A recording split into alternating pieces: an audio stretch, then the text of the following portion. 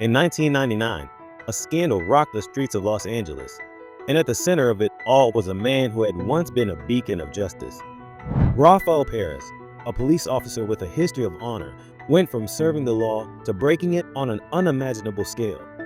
His fall from grace would expose the largest case of police corruption in California's history, the infamous Rampart Scandal. But how did Perez, a man who had once fought to protect the streets, become a symbol of corruption?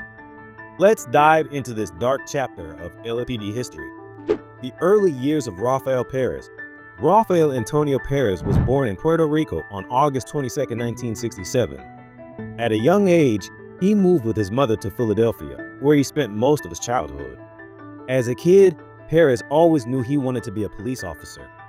He was drawn to cop shows and movies, dreaming of one day working for the LAPD, catching criminals just like the officers on TV. After graduating from high school, Perez joined the Marines, where he married his first wife.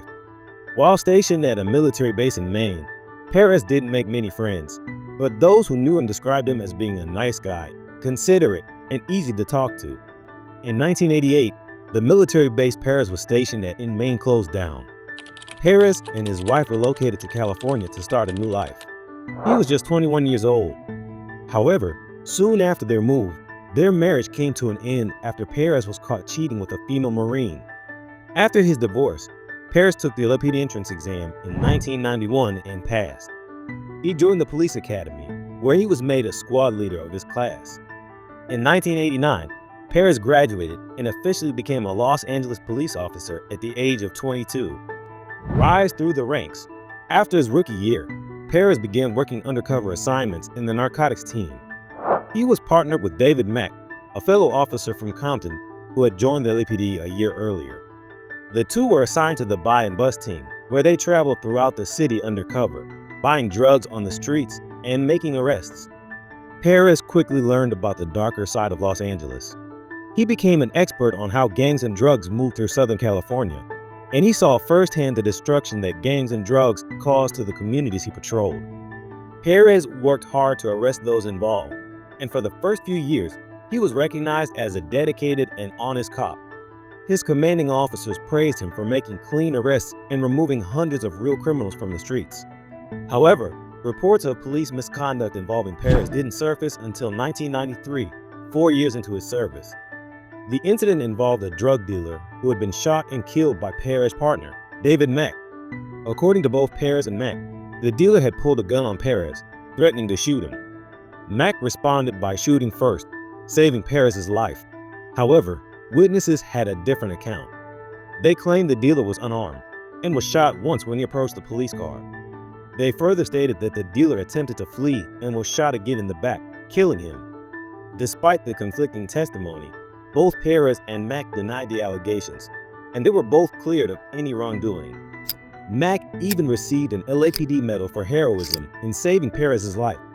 If you're enjoying this video, don't forget to hit the like and subscribe button. The descent into corruption. In 1995, after years of successful police work, Perez was assigned to the elite undercover narcotics unit, the Rampart Anti-Gang Crash Unit, which stood for Community Resources Against Street Hoodlums. The unit's job was to track and monitor gang activities and gang membership, especially in the Rampart District, an area just west of downtown Los Angeles, home to at least 30 different gangs. The officers in this unit were allowed to wear plain clothes instead of uniforms, adding to their covert operations. Perez, who was no longer partnered with David Mack, was assigned a new partner. The two officers were now let loose in the streets, tasked with confronting and attempting to control the gangs of LA. This is when Perez's behavior began to shift. He began dressing more like a gangster than a cop and started acting almost like a gang member himself. Perez demanded respect from those he came into contact with, and if that respect wasn't given, there were consequences. His Puerto Rican background also gave him an edge with the Spanish-speaking community he patrolled, as many people assumed he was black, not knowing he was fluent in Spanish. This allowed Perez to blend into neighborhoods and gain valuable information from the people he arrested. Within months of working with the Rampart unit, Perez had started down the path of corruption. His first admitted offense came while making his first big drug bust. Perez and his partners had seized a large sum of money from a drug dealer. Instead of turning it in, they decided to keep part of it for themselves. From there, his downward spiral accelerated. Perez began stealing drugs and money from other drug dealers through illegal searches and seizures. When anyone tried to stop him, he resorted to violence. He started framing gang members by planting fake evidence on suspects, making false arrests, and even setting up criminals for crimes they didn't commit. He planted weapons on 2 gang members, sending them to prison for 1 and 3 years, even after they insisted they were framed. However, because most of Perez's victims were gang members or had criminal records, their statements were disregarded by the courts. Perez's corruption continued to grow. He used the money he made from his illegal activities to support an expensive lifestyle. He remarried, and he and his wife lived in a beautiful home in Los Angeles.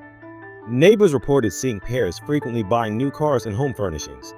Perez also began maintaining multiple relationships with girlfriends in the Rampart area, using them to help sell his stolen narcotics. He would steal drugs from dealers and then bring them to his girlfriends to sell them on the streets. Ties to Death Row Records and further corruption. As his corruption grew more brazen, Perez wanted more.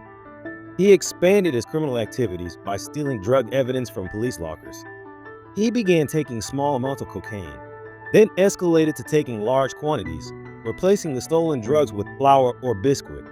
In 1996, while Perez was building his criminal empire, he kept in touch with his former partner, David Mack. Mack introduced Perez to Suge Knight, the CEO of Death Row Records, who was looking to hire off-duty police officers for extra security. Perez took the job and worked as a private security guard for Suge Knight and the Death Row label on his days off from the LBD. By 1998, Perez had completely abandoned his duties as a police officer. He was drinking heavily and throwing wild parties with exotic dancers in hotel rooms while on duty.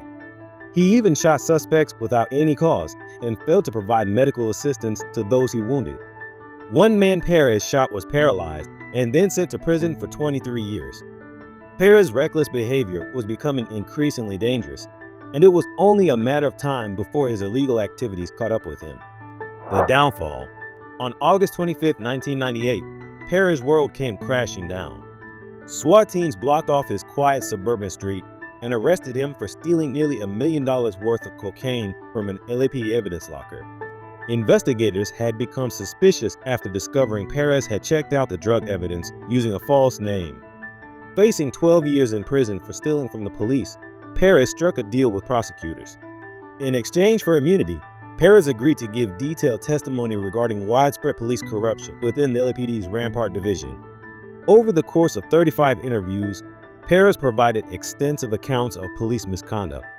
He described how officers planted evidence to secure convictions, used excessive force during arrests, and created false alibis for one another. Perez even confessed to cases where police officers had attempted to murder potential suspects. His confessions were so extensive that they filled 4,500 pages. But the most shocking revelation came when Perez spoke about the case of Javier Ovando, a gang member Perez and his partner had shot and paralyzed. Perez admitted to planting a weapon on Ovando and falsely testifying that Ovando had attacked him, leading to a 23-year prison sentence for the young man. The aftermath and legal consequences. In the wake of Perez's testimony, 70 officers from the Rampart division were placed under investigation. Over 100 cases were overturned, and many of the wrongly imprisoned individuals were set free, including Javier Ovando, who had spent 2.5 years in prison for crimes he didn't commit. In total, over $125 million was paid out in settlements, including a $15 million settlement for Javier Ovando, the largest in LAPD history. The local community jokingly referred to this as the Rampart Lottery. However, the investigation didn't come without resistance. Most of the officers Perez accused denied his claims, and not one officer came forward to corroborate his testimony. Officers in the department labeled Perez as a liar, accusing him of making up stories to save himself. Many of the accused officers fought the charges in court and won. Of the 70 officers Perez named, only 9 were prosecuted, and 24 were either fired or quit. Interestingly, Perez did not mention his former partner, David Mack, who continued to deny any involvement in the scandal.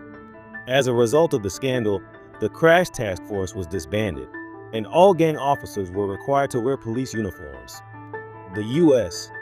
Department of Justice took control of LAPD activities, overseeing reforms for 5 years. At his trial, Perez admitted to being a rogue cop who had taken the law into his own hands, but he expressed remorse for his actions. "There is no justification for my misdeeds, either on or off duty," Perez stated. "And I'll tell you with every inch of my heart and soul that I am truly, truly sorry." The final years of Rafael Perez.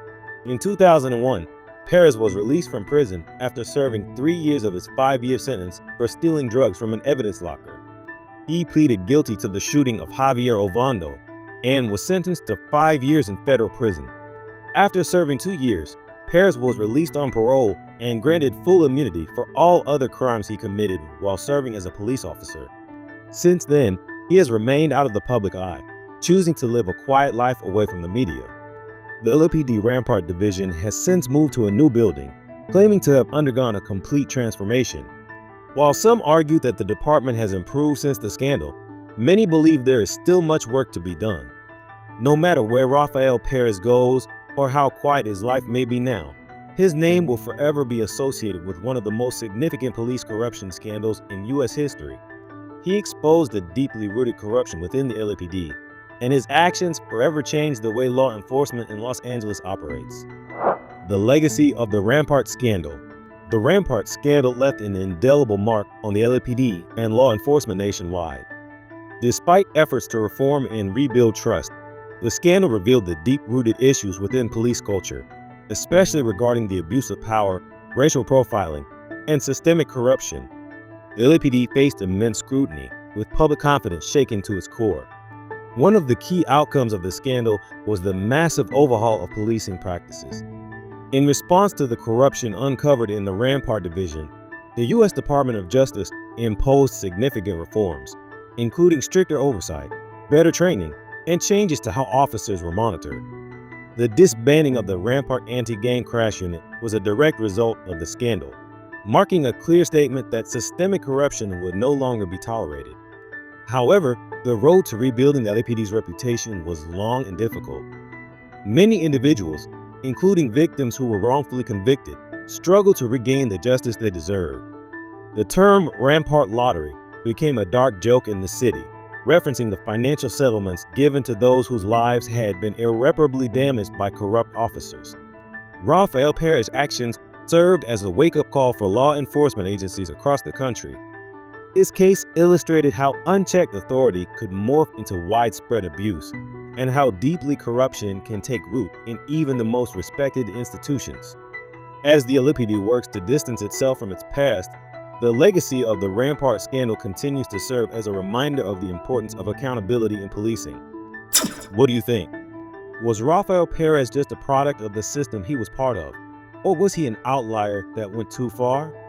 Drop your thoughts in the comments below. Don't forget to like, subscribe, and share this video if you found this story as shocking as we did. For more in-depth episodes on icons, underworld figures, and controversial figures, click the next video above for more videos on underworld icons.